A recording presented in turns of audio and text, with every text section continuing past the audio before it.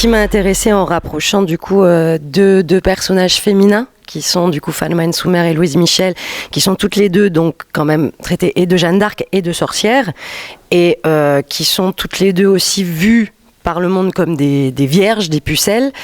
J'ai voulu un peu interroger ça de cette figure féminine en fait qui, à partir du moment où elle dépasse sa fonction de femme au foyer, tout ça, et dès qu'elle prend d'autres armes en fait, est destituée finalement quelque part de sa féminité, mais aussi de son humanité. Donc ça devient un peu un être asexué ou un être soit une sainte, soit un monstre, voilà.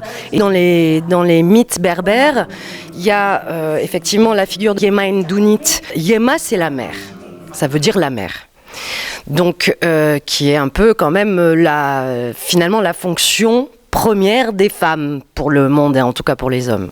La mère. Yema Ndounit, c'est la première mère du monde.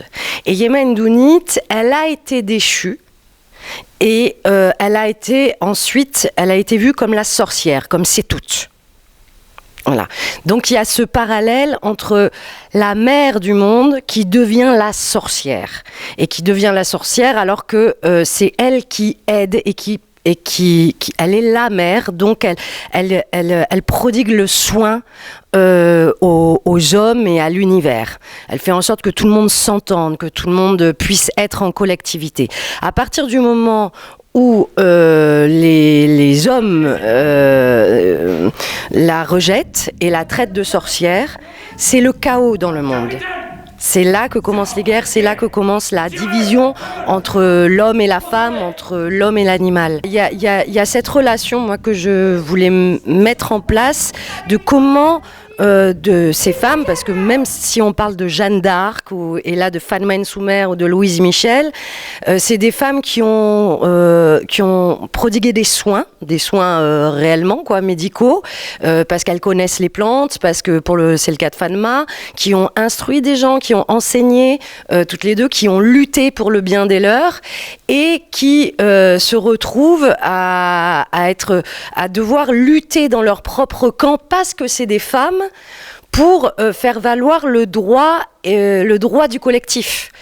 Donc finalement la mère, et je trouve que c'est effectivement ce que vivent certainement encore maintenant la plupart des femmes, c'est-à-dire que tu dois toujours agir dans l'ombre, tu dois user de ruse parce que c'est la seule place qu'on te laisse, et il y a un moment donné où quand tu sens qu'il y a vraiment un danger, que ce soit pour ton enfant, pour ton mari, ou pour ta famille, ou pour ton peuple, ou pour ton quartier, à un moment donné, les femmes, là, on le voit souvent, vont sortir les griffes. Elles vont user de choses qui peuvent paraître aux yeux des hommes ou du monde, de l'élite, comme des choses magiques ou des choses de sorcellerie, mais non.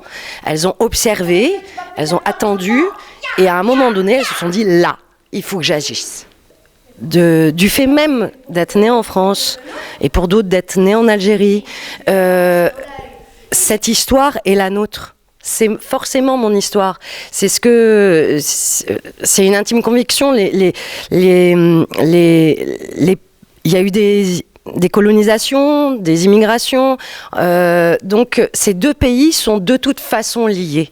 Il y a quelque chose de la sororité à ce niveau-là. Et comme dans toutes les familles, finalement, si on garde les non-dits, si on veut pas crever l'abcès des blessures et des traumatismes qui sont apparus dans des familles, les familles se déchirent. Et la blessure se transmet de génération en génération. Et tant qu'on ne veut pas la mettre à jour, tant qu'on ne veut pas donner la vérité et écouter les différentes mémoires, il y a un moment donné où ces familles vont continuer à perpétuer le traumatisme et perpétuer la blessure sans que personne ne sache pourquoi.